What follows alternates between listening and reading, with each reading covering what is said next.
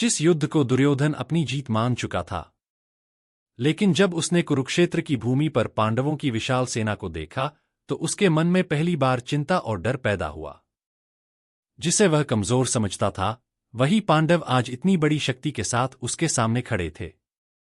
आखिर दुर्योधन अपने गुरु द्रोणाचार्य के पास क्यों गया? क्या उसके मन में डर था? आइए जानते हैं भगवद गीता अध्याय 1 के अगले श्लोक का गहरा अर्थ। संजय ने धृतराष्ट्र से कहा, हे राजन, पांडवों की सेना को युद्ध के लिए व्यवस्थित देखकर राजा दुर्योधन अपने गुरु द्रोणाचार्य के पास गया और उनसे ये शब्द कहे।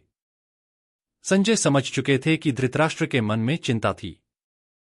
वह जानना चाहते थे कि क्या यह युद्ध वास्तव में होगा या नहीं।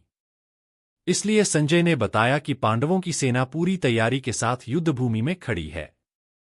जब दुर्योधन ने पांडवों की विशाल सेना को देखा तो वह आश्चर्यचकित रह गया। उसे उम्मीद नहीं थी कि पांडव इतनी शक्तिशाली सेना के साथ युद्ध के लिए तैयार होंगे। दुर्योधन बचपन से ही पांडवों से ईर्ष्या करता था। वह हमेशा उन्हें कमजोर समझता था और उन्हें हराने का अवसर ढूंढता रहता था। उसका उद्देश्य था कि हस्तिनापुर पर बिना किसी चुनौती के शासन करे। लेकिन युद्ध भूमि में सच्चाई उसके सामने थी। पांडवों के साथ बड़े बड़े योद्धा खड़े थे और उनकी सेना बहुत मजबूत थी। बाहर से दुर्योधन आत्मविश्वास दिखा रहा था, लेकिन अंदर से वह चिंतित हो चुका था। इसी कारण वह अपने गुरु द्रोणाचार्य के पास गया। वह गुरु को सम्मान देने के लिए गया, लेकिन उसके मन में अपनी घबराहट को छुपाने की भावना भी थी। वह जानना चाहता था कि इस युद्ध में उसकी स्थिति कैसी है। यह श्लोक हमें सिखाता है कि अहंकार अक्सर इंसान को वास्तविकता से दूर कर देता है। जब हम दूसरों को कमजोर समझते हैं तो कभी-कभी वही हमारी सबसे बड़ी चुनौती बन जाते हैं। सच्ची शक्ति केवल बाहरी दिखावे में नहीं, बल्कि सही सोच और धर्म के साथ खड़े होने में होती है।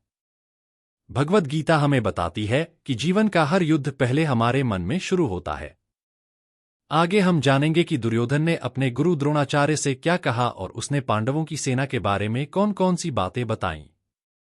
अगर आपको भगवद गीता के ऐसे ही ज्ञान और जीवन बदलने वाली कहानियां पसंद हैं, तो चैनल को सब्सक्राइब करें।